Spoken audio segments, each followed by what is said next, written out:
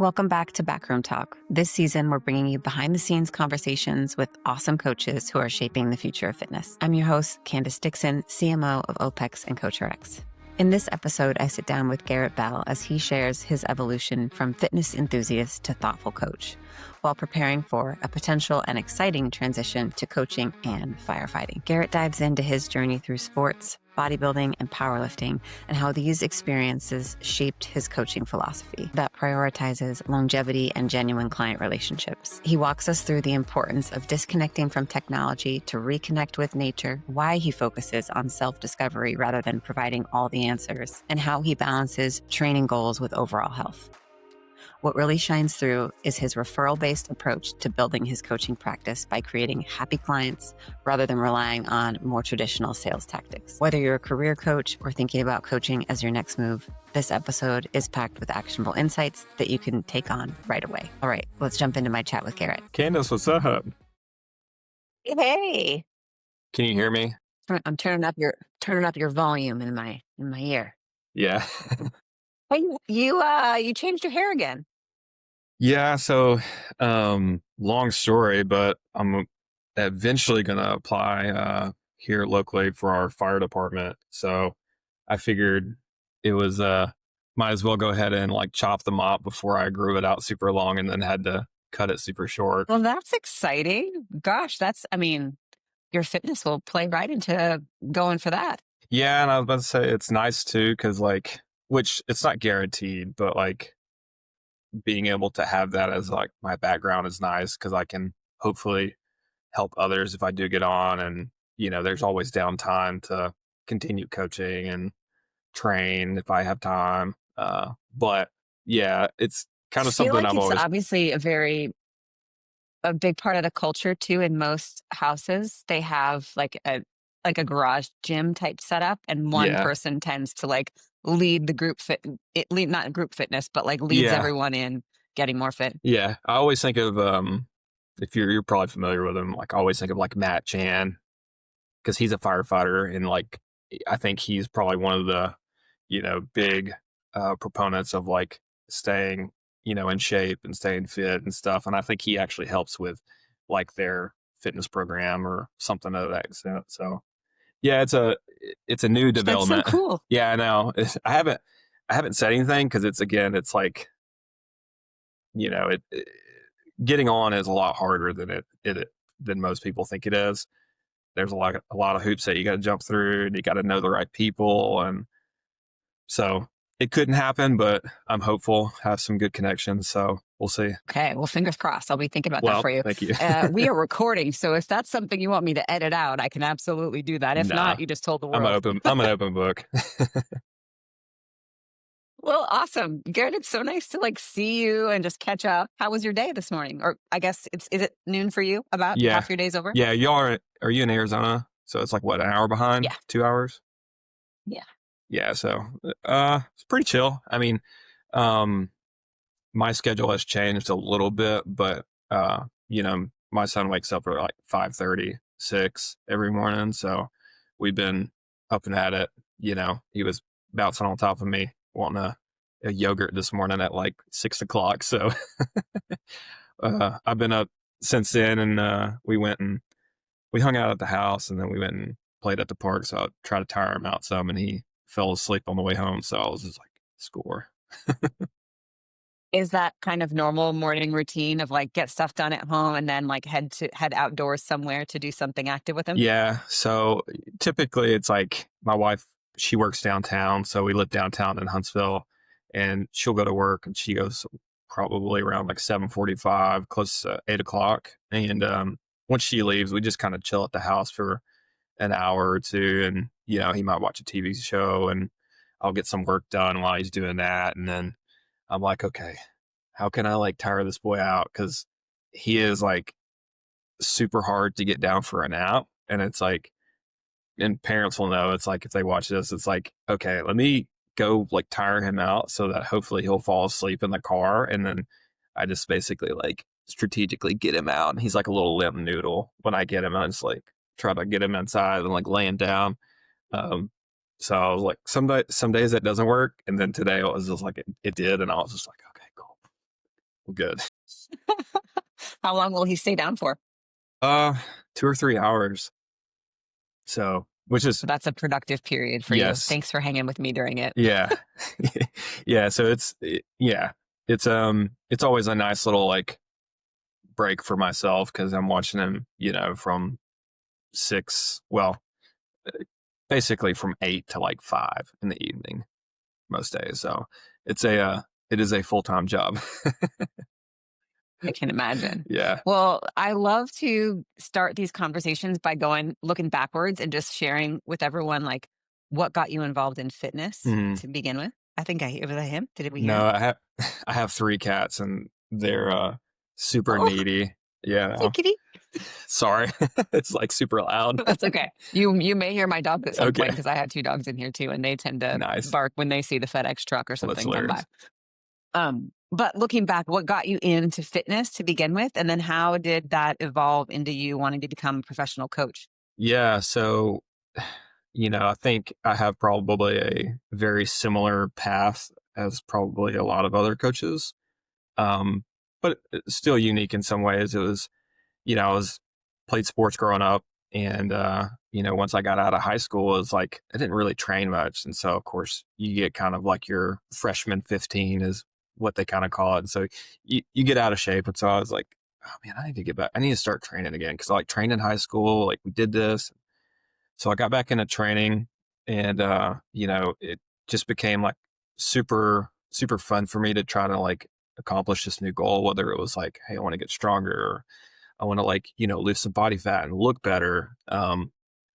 And so that was kind of the first initial like step to getting back into it. And then, that was starting with like bodybuilding, it's like more aesthetic. And then I got into powerlifting because I was like, man, I'm like super lean, but like these guys are super strong.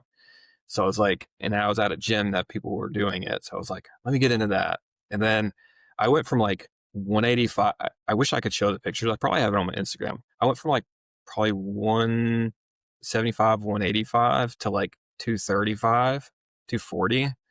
And I was like squatting, 450 plus. And like, obviously I'm not like your husband. Your husband is stout, but like, He's I know he's ridiculous. crazy. He's not human. Yeah.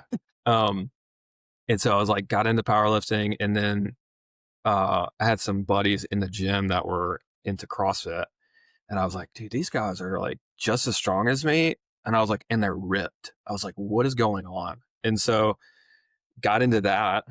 Um, and, you know, I, over this period, I like became more curious as to like why are they so fit? Like, why are they so strong? Like, why are they look the way they look? Like, what are you guys doing differently that I'm doing? And like, why is it working? And so that kind of led me down the rabbit hole of like wanting to coach. So to, I got started coaching like officially, um, doing CrossFit. So I just started coaching at my like local CrossFit gym and, the owner gave me like a discount because he knew I was a student, like a broke college student, and was like, here, I'll give you a discount. You can come join. And I was like, cool, became a coach. And as probably most, CrossFit people, you do it for so long, you get really beat up. And, uh, that kind of like led me to be like, man, how do I like go about this in like a more, structured, like realistic way for like longevity? It's like, cause I can't do this high intensity like all the time. Like I could do it in small doses, but like, what can I do differently? And OPEX was obviously like crushing marketing and just was like right into my DMs basically and I was like, man, When was that? 2018 or Do you remember the 19. year? So I think it Okay. was the last year that James was doing the cohorts. Um, and so it was like I would see him on the social media, I'd see Carl, I'd see Jordan, I would see all these other people like Sam. And I was like, man, like they like talk so eloquently and they know all this stuff. And I was like, man, I want to learn from those guys. And so finally, it's like, you know, uh, took a big chunk out of like money wise, and I was like, all right, I'm gonna invest in myself. Like finally, I'm gonna invest in myself, and did that, and it was like kind of like the rest was history, really. Whoa, bless you. Sorry, had to Get sneeze. that out of Thank you. I was like, I felt that come. I felt that come. there. Okay, so that 2019, and you got spoiled then, because if you had James on a cohort, that is an I am experience. like so glad that I had James. He was in a way like, like I say this in the most like positive way. He was like a blessing and a curse because it was like the amount of knowledge and the curtain that he like opened and like unveiled for me, like took the blinders off. And I was just like, whoa, what is this? Like, what are you talking about? Like this concept of like living a larger life and like, behaviors and stuff. Like, aren't we just like learning how to get like muscles and like be stronger and faster? Like, he just opened this whole new door of like longevity of like and like true holistic coaching. And from that, like literally from that time on, I was just like, no, yep, this is the only way I'm going to do it. So Amazing. yeah, And then did you stay coaching CrossFit classes like through and then after you finished CCP, or did you start to shift in like how you were coaching after the CCP experience? yeah. So I'll be honest, when I was, I was coaching CrossFit and then I was only doing it like part time. And I saw that there was not really going to be any room for like growth full time. And I actually got a different job that was still in the fitness field. And it was just a different style of gym. So it wasn't like a CrossFit gym. They were kind of like a hybrid model. And so I trained there and coached there for a little bit. Um, but when I started doing CCP, I was like, you know, I was sitting here coaching these like classes that was just like crushing people like daily. And I was just, I was coaching one thing and I had a belief in one thing and they just did not mesh. And so I was like, okay, I can't do this. Like, this goes against basically my religion, if you will, what I believe in. And I'll basically quit. And that was when I fully like just took a gamble and like started my own online coaching thing. Uh, and it honestly just kind of blossomed from there. And, it's been kind of the only thing I've been doing. And I've had a couple of different coaching jobs in the past. And of course, I'm back coaching a couple of times at a CrossFit gym now. But um, yeah, I don't know if that answered your question. I feel like I just went on a rabbit hole there.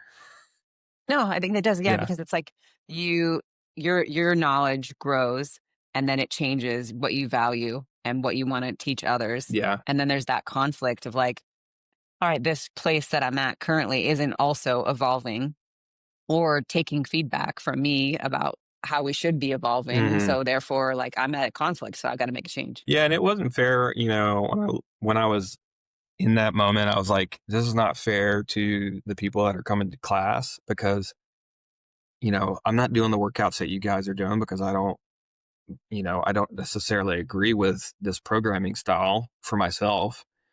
And I'm not as, you know, energized to coach you guys like because of my beliefs. And obviously that's changed a little bit now, but like when I was middle of CCP, it was just like a lot harder because I'm learning these new things. And it's like, man, this is such a better way to do things. Like, this is such a better approach to longevity other than just like, the constant like ground and pound of high intensity. But, I'm also biased Yeah. too. As you went remote, like what was that journey like? I'm sure like there's all kinds of emotions that go into making that decision and then getting started like tactically. Hmm. You're basically starting a full business, Yeah. right? You're not just coaching, then you're building a brand and you have to do your own marketing and Yeah. your sales and all those other things. So what was that experience like? Honestly, it was, and I'm like just extremely blessed to have a wife that was super um, encouraging. It was like from day one, she was like, I want you to do what you're passionate about. Like, she's an architect, so she is a breadwinner in her house. And it's like, she already had a full time job and we didn't have kids at the time. And she was basically like, I want you to do like and chase your dream. Like, I did mine. I want you to have the same thing. And so that process was like really easy because it was, I was doing this full time. Like, I was at home and like able to pour into like making content and to come up with logos and designs and buy an LLC and like talk to people and like actually spend time like continuing education. And so it was just super easy. Like, I definitely was spoiled for that, but it was it was a lot easier than probably most people, I would say, had to do, because they probably would have to either continue doing a full-time job while also trying to build this business. Whereas myself, it was like, that was my, You got to immerse yourself in yeah. it. So, What parts like surprised you that you actually enjoyed, or maybe you didn't know you wouldn't like? Like, were there the aspects of building that you're like, I actually really like this and didn't know I would like this, or actually really didn't like this part?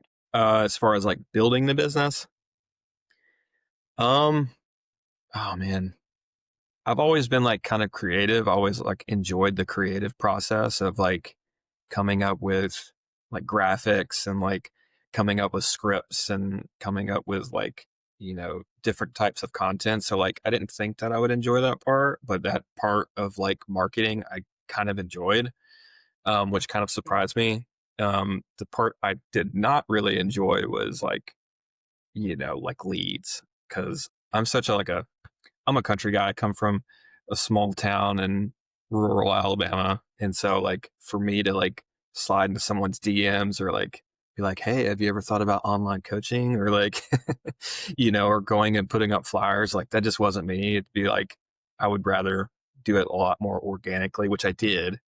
But at first I was like having more conversations with people and trying to probe into what their goals were and had they hit them or not, and like how can I help. And that part was like, I don't know, like people can do it, I think, but for myself it just felt like it was just kind of like, it to me it felt slimy at, but I feel like that's a very normal. It's a very normal thing, yeah, like that okay, icky kind of like I don't want to be salesy, yeah. and there's so many reasons why, right? Like some people just don't enjoy actually talking to other people. Some people, it's like their own evaluation of, even though they believe they can deliver a good service, like, what is this worth? I don't like having like a money conversation with other people. Hmm. Sometimes it's just like, I don't know, some people just really don't enjoy the sales part, right? So I think it's totally normal, especially I think it's rare to have a fitness coach who also enjoys like creative expression or like marketing and content, but then to have one that enjoys both of those things and enjoys selling, Yeah, you're very entrepreneurial if that's you, yeah, yeah, and that's not, and that's not really me. Like, again, going back on that, and it's funny. So I went through a course prior to OPEX called Active Life. Hmm. I think actually Austin. We have a lot of people that cross over Yeah, between the two I think programs. Austin. I think Austin Cap, me and him have had conversations because I think he actually went through Active Life. But I know in Active Life there was an entire like section dedicated on like, talking sales and like, having these like fake conversations with like your cohort, like people. And it was just kind of like really, it was just like really hard. Like I just couldn't do it because they were like, like, oh, you're in a burning house. Like I have the ladder, like I can help you. And it's just like, I can't, I'm sorry. Like I can't, like, I would rather just be like, what's up, man? Like, you know, talk to you a lot more normal. Yeah, it just felt kind of slimy and icky. I know people are good at it and people thrive doing that, but I just felt like a car salesman and being like, yeah, smell the leather seats. Like, come on in. Like, look how nice Well, and this everyone's is. strategy is so different too, just based on their personality, right? Like, and when you can genuinely, like, as a coach, you obviously enjoy helping people Mhm. achieve success and reach goals or Yeah. overcome whatever barriers in front of them. And if you can connect with them on a real level, and the conversation truly becomes about helping them navigate the Mhm. situation they're going in, like the money part can come later, Yeah. right? Like, everyone has their gifts. So it sounds like you're able to truly just like, all right, let's get to the heart of like, what is this thing we're trying to do together, Yeah. and like get to work, and then we'll figure out the business stuff For later. sure. Yeah, for sure. That's probably a more realistic, application of how I went about it. Did you feel like you would have more success acquiring clients, just for lack of a better term, like digitally or in person? Like what kind of where did you find the most opportunities to actually connect with people and actually gain and convert them into clients? Yeah, so most of my clients that I had and have are people that I know, like people that are local. And I feel like that's a lot of people. There's other people out there that are, I would say, kind of anomalies that have just a big following that, you know, can acquire a lot of clients via like social media or, but for myself, it was like, you know, like, hey, my friend of a friend knows you and wants to lose weight. It's like, cool, let's talk, or this person at the gym doesn't go to this gym anymore, but wants a plan that they can trust from someone that they know. And it was like, cool, I can help you with that. Um, and so, and that was kind of like how I wanted to go about it. Cause I knew like my stuff on like marketing and Instagram wasn't going to like, and I think that's a reality for like a wake up call for people who are like creating content. It's like they don't realize that like it doesn't matter. Like you may have 100,000 followers and you may only gain like 10 clients from that. It's not as many as it's not as much as people think it is. Um, and so it was like for me, I was like, I'll put out content for the people that I know personally because like a lot of my followers were people like locally, and I was like, I'm making my content for them, like, and if someone else stumbles upon like my content I don't know and they want to work with me, like, all the merrier. But like most of my people I was, from word of mouth or previous, connection somewhere. So yeah, it was mostly local. Yeah, it's so important. I think people can overwhelm themselves, right? When they're especially people who are just getting started. They're like, okay, I want to become a coach, and then I've got to create this big funnel, and I've got to publish all this content. And it's like, well, actually, you could just have some conversations with like, who are 5 people you know, and who do they know? And Yeah. it's like the best way to get started. Yeah. And it's funny, like, you know, being in OPEX, like obviously I had a lot of opportunity, or not opportunities, but like I had a lot of resources. So like utilizing like LearnRx and like all these different people that I met, and being able to have conversations with cohort leaders like, James and Carl and stuff. And I think even Carl told me one time, because I had sent him a message to be like, wanting to know the secret to marketing, basically, is what it boiled down to. And he was just like, your best marketing is to make your clients your raving fans. And I was like, yeah, that's true. Like you want to basically provide them with like the best service and the best results possible so that they run and tell all of their friends. And I was like, Yeah. I think that stuck. that's so true for so many coaches in our network. Like they're primarily referral driven, Mm, right? Like, and it's because I say this, I feel like on every episode that we've been recording these shows is like all of y'all stand out so much. You just have a conversation and it's hmm like the level of care, the professionalism, the desire to like truly get in and help people solve problems and build systems in their life that they're hmm going to have forever. Um, it's different. It feels different. The language is different, Yeah. and yeah, I think that helps with with clients experiencing that and then going and telling their friends. hmm Yeah. And I definitely think that that was a big aspect that like stuck out to me. The difference between like an OPEX coach or someone who's went through CCP. Like you could just tell when you were talking to like an OPEX coach. Like I don't know if it's just the language that we use is very similar, or if it's just we have a deep desire to like want to improve people's lives and not just their physical qualities. Like we want to be able to provide you with like a larger life, like basically, like, and we talk about behaviors and stuff. Like even my wife talks about it, and I actually was able to do like a nutritional seminar with her work once. And some of the concepts I went through were coming from OPEX, and I was just like, yeah, we need to drink more water, and we need to eat, we don't need to confuse this stuff. Like we need to eat fruits and vegetables. And they're like, yeah, but like, what about like carnivore and like keto and like all these other things? I'm like, okay, like sure, like if you really want to do that, like that's fine. But we need to basically like come back to like the basics, and you need to get the basics in control before you go and do these, extreme types of diets or protocols or whatever. Like if you can't get these BLGs like in a row, like get your ducks in a row, like you have no business doing all this complex stuff. And so it was like Yeah, 100%. that simplicity and, like foundational stuff was just, I don't know why I never thought of it. And it was just kind of like blew my mind. I know it sounds simple, but it's like that stuff is probably the most impactful out of everything. Yeah. Also funny because it's like, that was what, 25 years ago when James put pen to paper and was like, he curated all the things that he was learning from the coaches that he was mentoring Hmm. under, created this. And like over the years of teaching it, there was such a period of time where no one wanted to hear it. Hmm. Everyone wanted to focus on intensity and, aerobic progressions, or they came to him for energy system training and map progressions. And he would be like, whoa, whoa, whoa, what about Yeah, this? Like, let's talk about BLGs. And people would be like, that's so unsexy. it's so, Like so not what we want to talk about.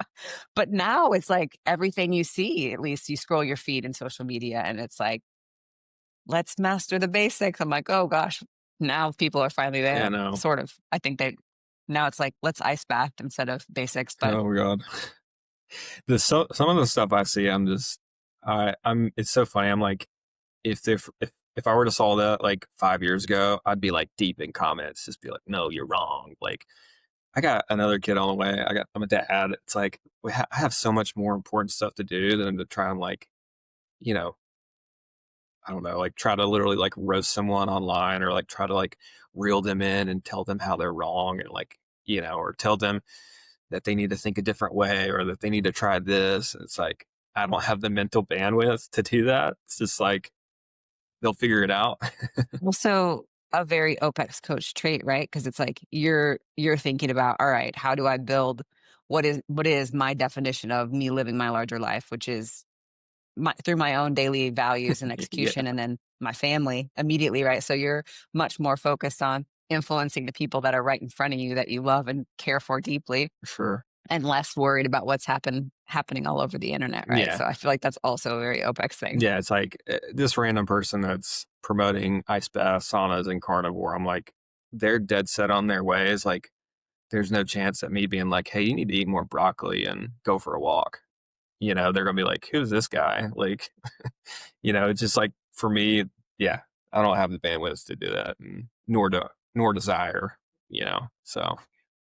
Was there a framework or like a Jamesism or like a principle that came out of CCP that has stuck with you outside of BLGs that you're like, you really just like lean on when you're educating clients? Mm. Um, Gosh, I feel like there were so many like little nuggets. And of course, if anybody watching like has went through CCP when James was there, you knew that it would start very here, and then over the next 2 or 3 hours, it would just like, it was good rabbit holes. I'll put it like that. It was like, he would Yeah. go off on like, Mine melts. yeah, and I'd just be sitting here like in the car, like, what is this guy talking about? Um, Gosh, like, I mean, obviously a big one was like reward the pacer, and some other stuff. It was just, I don't know if he said this particularly, but I feel like it would be something that he would say, or maybe he did, and it's just like, it's deep in my subconscious somewhere. But it was like, you can be a very, very healthy, fit human by doing like simple resistance training and walking a lot. And that to me was like, oh, you don't have to do all this crazy stuff. Like, um, and I think he maybe had another one that was kind of like, uh, this, like, you can't market and sell like this style of stuff that we're talking about. Like, this simplicity isn't going to sell for you. Like, you can scream on the rooftops to do your resistance training, eat more broccoli, go for a walk, like poop regularly, like like all these simple things, and it was like, yeah, that stuff isn't going to sell. You can try, but people like sexy, people like high intensity, they like the very niche, like sexy diets and sexy protocols. And it's like, just know it's Just going to, 7-minute abs. yeah, right. 7 minute abs. Like, you're going to be fighting this uphill battle, but you'll find the right people basically. And so like Yeah, that type of stuff stuck with me. that's so true. Has there, with reward the pacer, is there, are you applying that at all to obviously your own fitness, but also as you're raising a little one? Yeah. I've never thought about it like that, but yes.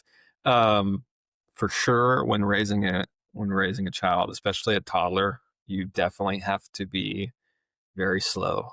You can't be can't rush into things basically. You know, you have to pace yourself and, take one step at a time. And it's definitely not easy to go slow, but, and a simple example is like, he wants to, like, a perfect example was today. It's like, we're trying to get him in the car. I'm trying to get him in the car to go to the park so we can play and so that he can fall asleep. But he wanted to play out in the front yard in this hole that we have. And I was just like, I just need to chill out. Like, I need to slow down, let him play. Like, he obviously wants to be here. He doesn't understand what's going on. Like, let him play.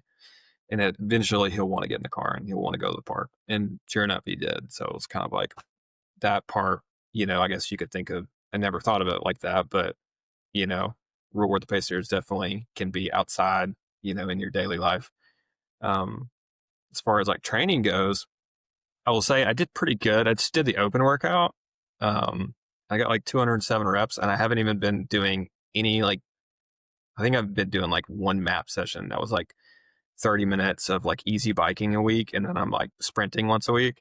And I was like, I think I did pretty well. And I was attributing it to pacing, like just because I came out super slow and was like, I'm going to reward the pacer. I'm going to go super slow. And people were like, man, he's going really slow. And then I wound up catching everybody and passing everybody because it was like just a pacing strategy. What was the workout? I'm so out of the loop. So it was 15-minute AMRAP. Or at least that section. Yeah. So 15-minute AMRAP. And it was basically ascending every three reps ascending. So it was like 3 burpees over the dumbbell, 3 hang clean and jerks with the dumbbell, and then a 15-foot walking lunge or a 30-foot walking lunge, body weight. And so it was like every round you went up 3 reps. But yeah, I went super slow, but it worked out. And I attribute a lot of that to like learning how to pace and just getting more exposure into different, modalities and doing longer aerobic sessions where I'm like having to like just sit in silence for Breathe. and breathe for 30 to 60 minutes, which is unsexy. Yeah, it is not sexy, not easy to tell yourself to go do. But you can always find the enjoyment. Yeah. And it's funny, like people probably think I'm a psycho, but it's like I'll be doing like aerobic work for like 30 or 40 minutes with like no music or nothing. And I'll just sit there and just breathe and just be in my head the entire time. It's almost like therapeutic in a way. It's like, I know some people will like listen to music and watch a video, and I've done that too, but I find myself almost just working out in silence now. So, but that's just me though. Yeah. I mean, that's like, most people don't love to be alone with their own thoughts, right? But that's like in those moments, if you can get there and you can get through that discomfort Mm-hmm. and force yourself into the silence and to actually think, Yeah. you're probably your best ideas, most kind of Oh, creative yeah. contributions can come in those moments. I was about to say, yeah, riding the bike, like mowing the grass, taking a shower, using the bathroom, like those are those are like your thinking areas. So it's like, I almost attribute to that. It's like, all right, let me just, you know, sit down with my own thoughts and work through some stuff. So Yeah. versus, Which is, I think it's like an exercise that you have to be able to practice now because we're so used to like having the phone right here all the time or this need to feel Mhm. responsive to all the things that are going on in our world that Yeah, like, how often do you really just force yourself to sit in silence with your own thoughts? yeah. Most people, I guess. You clearly do because you're doing it in your aerobic work every day, but Well, and I attribute that to like OPEX too, because it was like, one of those things they always talked about was like go for a long walk, unplugged, in nature. And like I was like, okay, let me try this. And then, I was like, yeah, this is nice. Get outside of technology, get off your phone, like get outside, go for a walk, and just, you know, be in your own thoughts, think. Like, when are we ever doing that? Like, because like you said, we're so much, like media and technology now. It's just like almost impossible to not be in front of your phone or your computer or a TV or some sort of electronic device in your hands or in front of you. It's like, when do you ever just go outside and go for a long walk? It's like without your phone. Yeah. Going through, totally did not intend to like have this much CCP conversation, but I you know, made me think sorry. about this. Going through that process, I guess like there's a lot of moments in the process where the encouragement is to like write things down, to be alone with thoughts, to like take in the content, digest it, and actually push back, right? Like pressure Hmm. test the concepts, which really just encourages like not giving you all of the answers, but like you figuring out for yourself what it means and how you want to apply it, Hmm. which I don't think a lot of curriculum is like that, right? Most things that we interact with all day are like, this is the answer. Hmm. Let me tell you, let me write this email for you. Let me let me do the thing for you, which you're not ever actually injecting your own and thought into the process. So I think that's Hmm. also something very different about OPEX coaches is like the level of intellect or at least desire to have their own thoughts about a concept. Yeah. Yeah. And that's just another one of the things that we learned through there is like, what is it, like teach, learn, create, you know? Teach, learn, move, create. Yeah. Right. And it's just like, that reigns so true, like get outside and like go and create something, go and do something, like go and learn for yourself, like take what you learned, the principles, and then go and do it. And I actually heard a saying from, I think someone who actually worked through OPEX and worked under James. I don't think he works there anymore, but I got this from him. And it was basically like, take the principles that you learned. It's like, once you learn those principles, then you can go and break the rules and like learn your own way of doing things. Like take what you learn and let that be like, you know, your road that you drive on, and then at some point you can take the back roads if you want. You can break the rules a little bit and like figure stuff out for yourself. Hmm. Absolutely. What are you most excited about right now with like current clients? Like is anyone firing you up, chasing after a specific goal or having success that you're like just hyped about to log into CoachRx in the morning and cheer them on? Like what's going on in your immediate coaching client world right now?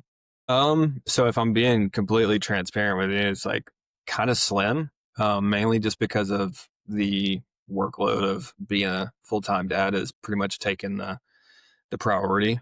Um, so I don't have any clients currently. I mean, currently that are doing like, any like crazy training or anything like that. But I would say, um, working with, a current client whose goal is to really just get back into running shape has been kind of fun for me to dive into and to like play around with and to test different things. So I've been enjoying that as kind of like a way to, test my own like methods or obviously, like I said, break the rules a little bit, and seeing that kind of pay off and talking to him because he goes to the gym that I coach at a couple times a week.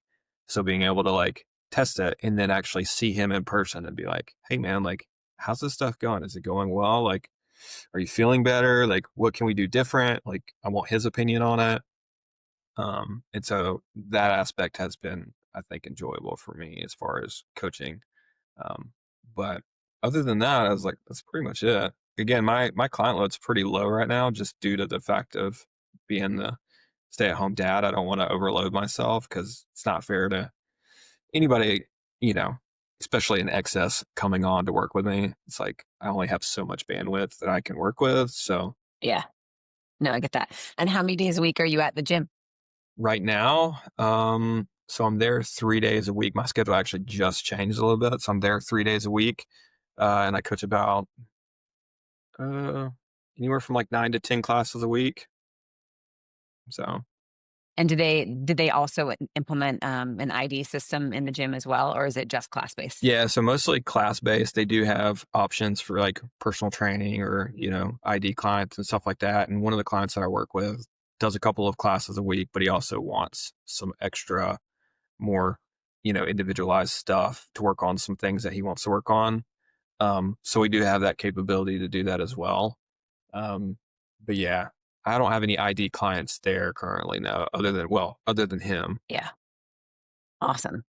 And now you kind of thinking about taking on this test in front of you, because Yeah. obviously to enter the fire department, you have to do some running, you've got to drag a body a certain amount of, you got to do the stair test. I don't know, there's a Hmm. whole bunch of stuff you have to do, right? So Yeah. are you breaking that down and like figuring out how you're going to train you for that? Yeah. So I've been thinking about it because I know it's probably going to be a little bit before, because I think they're going to apply or they're going to open up applications in like April or May. And then there's a whole, length of time of like hiring candidates or interviewing candidates before you even go into like what they call basic training or like rookie school. Um, which part of that period before rookie school is taking that test. But I have thought about it. Um, and I've been trying to like think about how I would go about programming myself for that. Like, so that's been kind of fun. Yeah. Awesome. Are you diving into anything knowledge wise, like that's getting your attention right now that you're excited about learning across any aspect of fitness or Hmm. life in general? Yeah. So I had dove into a little bit of like, speed training, and like power development and a little while ago. And then I kind of took a break from it, but now I'm coming back to it because that's what is mostly in my program that I'm working with a coach. So like diving into sprint mechanics and acceleration and all these different types of speed workouts and strategies and protocols and stuff. I feel like I saw you doing some plyos the other day. Hmm. Yeah, I do plyos quite a bit now, like, which I think is probably one of the most underutilized areas or like attributes or that you could work on, because it's like one of the things I've learned is that type 2 muscle fibers deteriorate with age. And so it's that if you don't use it, you lose it. And keeping plyometrics into your program can, you know, it it definitely can increase the, structures of like your tissues, your tendons, and just make you a little bit more resilient, I guess, if you will. And still give you kind of like that little bit of snappiness if you need to. Uh, But yeah, I've been probably doing plyos, probably 3 or 4 times a week in conjunction with like sprinting. So it's been good. It's been a learning curve. What's your current goal training wise? And then what does your training week sort of look like? And you don't have to go super detailed, but like Yeah. structure, because I know you're also dabbling in some weightlifting, Hmm. or at least I saw something about weightlifting Yeah. shoes. So you're kind of doing a lot right now, right? You're mixing things up. Yeah. Yeah. Man, I don't like, I can do, I can do the same thing for a long time, but I like to I have these like mini side quests that I like to do to kind of keep my training more enjoyable and more fun.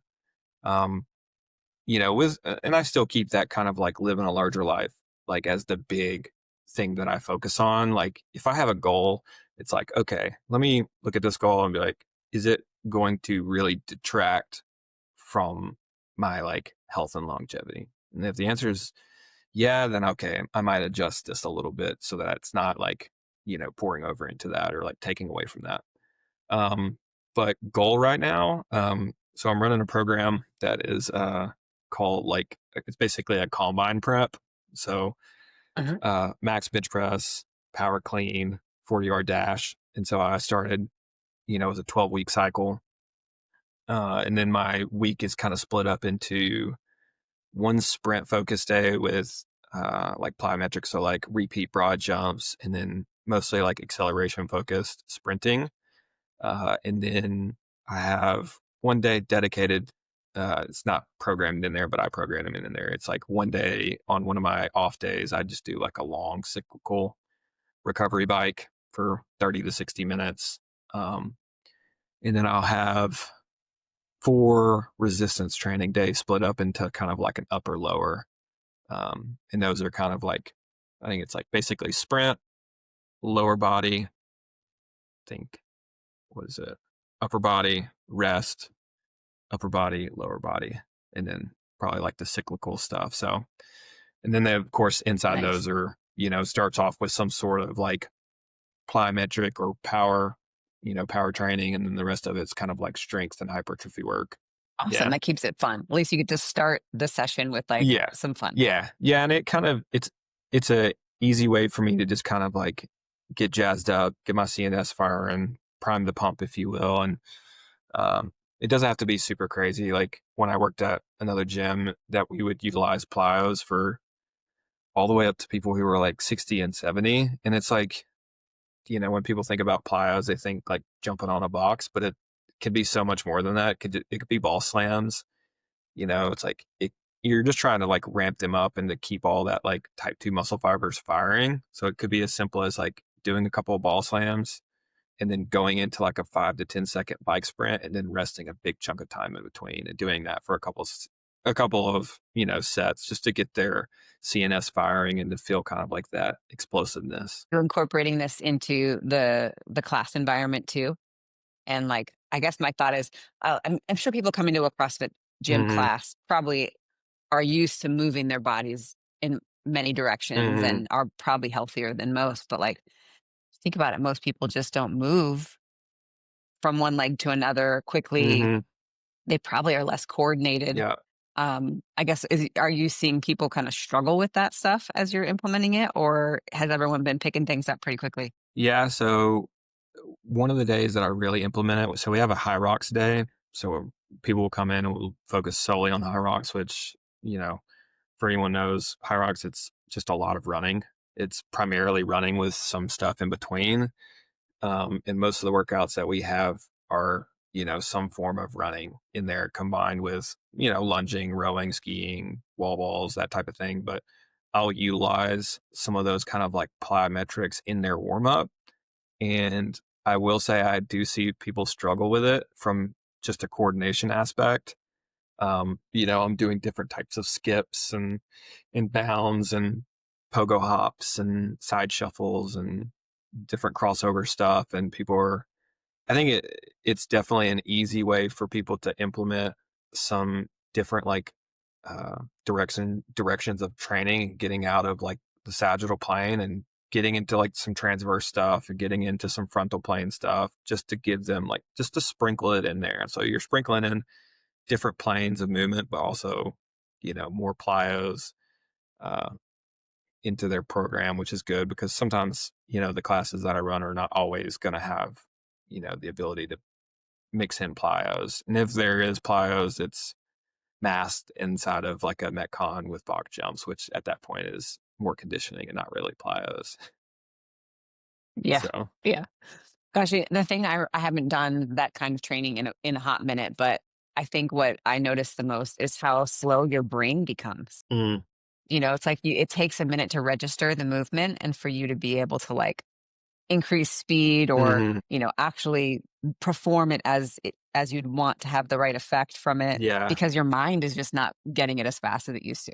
Yeah, and like one of the big things too that I've realized down this kind of like exploration for myself is the amount of like skill that goes into these types of movements. People are like, "Oh, well, I need to get stronger or I need to get faster or, I just need to keep doing this and I'll get better." And it's like and then they do and they attribute it to, you know, their physiological like responses that they have to it or their adaptations that they have. And it's like, that may be true, but there's a lot of like neurological stuff going on and these different types of patterning where it's like, you're getting faster because you're learning how to sprint more efficiently and you're learning how to sprint as a skill or you're learning how to do these. You're jumping higher because you're getting more efficient at jumping and you're learning how to jump better. It's not necessarily like always correlated to there being some sort of physiological like adaptation. Like that part is coming, but there's a lot of like that.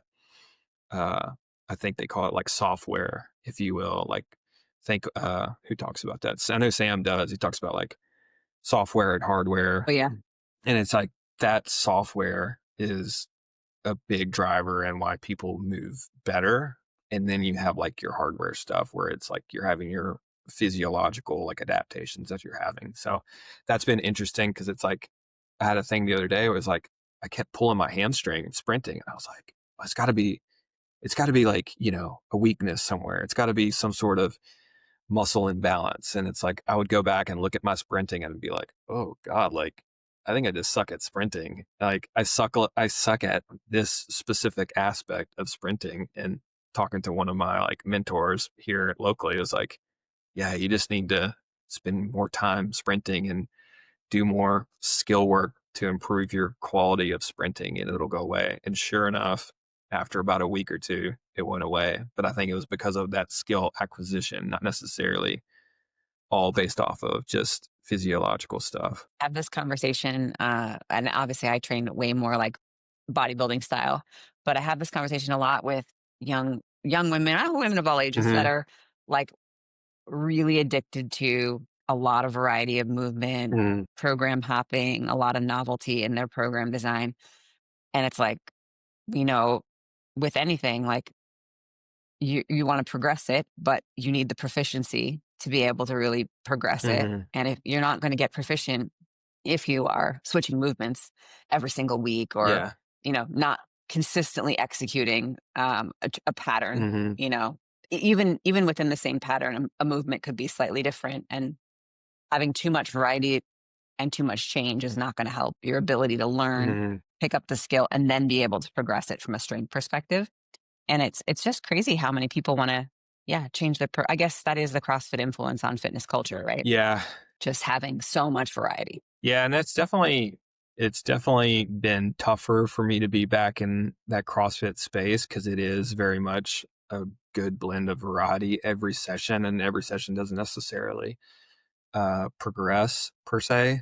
At least the ones that we do. And, you know, at first I had a hard time coming back to it, but I had a really good chat with fellow uh, CCP coach, and it was like, do you enjoy coaching? It's just like, yeah, like, awesome. Then you can be in front of people, and it's like, you can still coach them. Like, you can still help people. Like, just because it's something that you don't personally do yourself doesn't mean that you're not able to impact people, and you're not able to go in there and give your best self and to help others. And you just never know what's going to come to it or come from it. And so I've just kind of adopted this like mentality of being like, people are coming to me because they want help.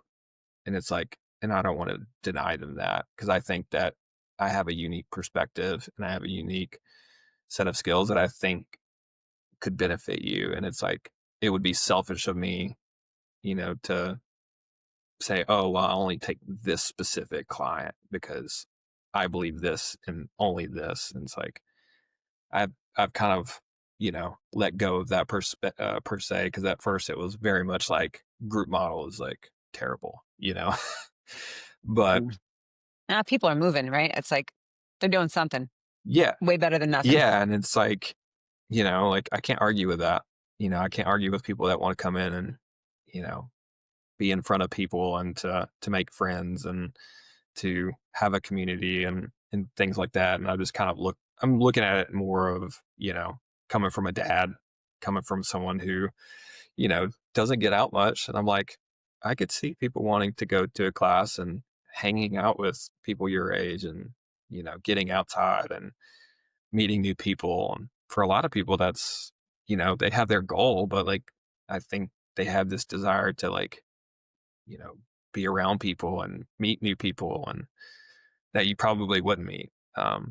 So I've kind of, yeah, I've changed my What is that mentality. coaching challenge like for you? Like, because I'm assuming knowing who you are as a coach and wanting to your best of your ability in that environment, give individualized attention. Hmm. Talk a little bit about that coaching challenge where I don't know what class size is like, but how are you able to help each person get the most out of that session and make sure everyone is doing what they can Hmm. do? Like what's it like coaching in that environment, I guess? Yeah, it's definitely unique and it's definitely a challenge, but I would say for anybody who is a CCP coach that's watching and that also coaches group is you have a very unique set of skills, and those unique set of skills you can help a lot of people. So like if I have a group of 15 people and I have them come in and we're doing front squats, it's just like, and this person doesn't have the requisite mobility, nor do they have the control. I can know that and be like, oh, this person is new. They're lacking motor control. Cool. Hey, I want you to do a goblet squat, and I want you to go 3 seconds down, really, really slow. And I want you to focus on control. I want you to focus on tempo and like owning the movement. I don't care about how much you lift. And I wouldn't have known that had I not gone through CCP. And that's a simple, just example of how I'm able to take what I learned principally and be able to apply it into like a group setting. And same thing goes for like conditioning, right? I can look at a conditioning piece and be like, look, guys, this is a mixed modal piece. This is going to be really challenging for a lot of you guys because, you probably need a little bit more cyclical work. So when you get to this part, I want you to go very, very slow, or I want you to go a lot lighter than you think. When you get on this rower, I want you to go very, very slow. I want you to think as if you were to do this workout, you would have to do it 3 or 4 more times. That's how I want you guys to pace it. And it's like, wouldn't know that if I didn't have any education around, energy systems and pacing. So that's kind of how I can give, individual, um, things to people inside of a group setting, which I think has been super helpful. And that was part of the conversation I And had. then you're probably, yeah, and you're helping them not experience what you experienced, which was just getting into a class environment and beating yourself up and then one day quitting Oh, because you're like, I can't keep doing this. yeah. I tell people all the time, I'm like, don't do what I did. I did it like 5 or 6 days a week. And I was basically coming in with like just like this bloodthirsty mentality of like, I'm going to burn this workout down and I'm going to burn myself down too. So yeah. That was kind of, again, that was one of the conversations that I had with, again, that coach that I was referring to is, shout out Dakota Zook. But, Yeah. yeah, I was just talking to him. It was refreshing to know that it's like, yeah, you can still coach in a group setting and make a lot of impact and, be a great coach and take the things that you've learned and still be able to apply them. It's not like you have to abandon your North Star, basically. Yeah. Kyle Lampy and I were chatting a few weeks ago because he's in LA Mhm. and he's more in a personal training gym environment, Yeah. but he was comparing like how he approaches his day and his clients to because he's a professional coach, he's a career coach, he wants to coach. Mhm. He's not there to make some side money to become Yep. an actress or whatever, right? Yeah. He's there to be a coach. So he's comparing how he approaches the sessions to other personal trainers who are in the environment, but this is not their passion. And we were just talking about, well, why is it that someone would potentially write the same workout and give it to 6 different clients in the same day when those clients are at different ages, different life Mhm. phases, different skill sets, right? And also not really coach, just kind of be there with them as they're executing the workout. Yeah. Like, uh, why is there some people that can take that mindset into a session with the client and then other people who are way more thoughtful about every aspect of the client experience? And he was just like, well, I think it's because they're not professional coaches and I've just had to disassociate how I feel about the way that they do things because I know that my intention is different. Like, you're so right. You're so right. You can't get yourself all messed up about who's doing what. It's like you're just doing your best with the cards that you're dealt and Yeah. the environment that you're in to make the impact that you can. Yeah, 100%. I actually remember him talking about a little bit of that when he introduced himself during our ambassador call. And I was like, I like that, because it definitely, is getting down to like brass tacks on like why that person is there in the first place, and I think that's a professional coach is knowing what that person is there for and be able to reel that person back in and be like, hey, remember why you signed up? Like, this is why you're here. All right. There's a lot of nuance to this. And specifically for myself, it's like I have to do that with people who come to a CrossFit class, right? It's like, oh man, I want to get better at handstand push-ups, or I want to get better at, this movement and that movement. And I'm like, whoa, whoa, whoa, whoa, whoa. Like, slow down. Why did you come here in the first place? What was your main reason why you came here? They're like, oh, I want to get healthier, I want to get fitter. And it's like, okay, let's start right here. Let's work on that. Let's work on that. Let's focus on that. Um, and so just having that, like, why you're doing what you're doing, like in the forefront of your mind as a coach and having that kind of like professionalism, like he was referring to, yeah, it's definitely unheard of when we're in a field of, certain personal trainers that just kind of run you through a workout and they're kind of like in la la land. They don't really care. They're just trying to make a buck. So Yeah. It's like if you go back to the bare bones definition of coach, it's like the person who is guiding you and not doing any harm from yeah. point A to point B, right? And hopefully giving you their very best Hmm. in that experience. And yeah, it's a different mindset. It's so easy for any human who's chasing after any goal to get distracted. But if your coach isn't clear on their role Mm, and you yeah, and you getting from A to B, that also is a challenge. So for sure. For sure. yeah, appreciate that about you guys. You're always like, all OPEX coaches have such a calming way of bringing you back to the basics, reminding you of what matters, reminding you of what you value. And of course, like implementing it over time, over a lifetime, which is so powerful for people. Yeah. And that was, and James talked about like that stuff like all the time. And it's just like, yeah, like, do you need to snatch? Like, probably not. Like, you don't need to do these certain things to be able to like live a very healthy and larger life. Like, and that's part of, I think, as a coach, like, especially with me being in person and coaching, it's again, like being able to like convey that to certain people is just, and I have a couple people that I coach there that are currently pregnant. And it's just like, yeah, we're not doing that. And they were like, yeah, I don't want to do that either. And it's like, yeah, because you're growing a human inside your belly. And it's like, what are you gaining from doing this? It's like nothing. And that type of mentality also kind of goes towards the people who aren't pregnant. It's like, yeah, like I know you want to do this skill and like there's some novelty in that and that's fun. And like, I'm all for if that's something that you truly enjoy. But if you're just here because you want to get fitter and you want to become a healthier person so you can go and pick your kids up and play with them, and like, okay, we need to be realistic here and like we need to reel you back in a little bit. And so I've kind of like taken that approach after having some good conversations with other coaches. It's like, yeah, I can do this. Like I can coach in a group setting and still make an impact. Yeah. No, so awesome. Well, I want to be respectful of your time because I know you have the kiddo down and you have a limited amount of time to do the things you need to do for you. But I appreciate you taking time with me. Is there something that you feel would be helpful to leave people with who are not yet parents or who are new parents? Like, how are you navigating this whole journey of like Mm, being a dad, being a coach, and trying to introduce the healthy behaviors into your household's lifestyle?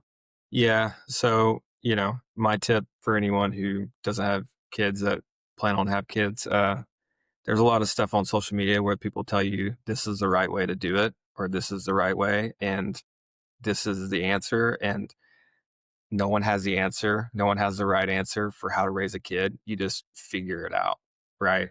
You just figure it out. Like we learned all this stuff when we were, when she was pregnant the first time. And it was like, oh, you got to do this, you got to do that, you got to do that. And it's like, you got to have a wipe warmer and you got to do this. And it's like it ain't that deep.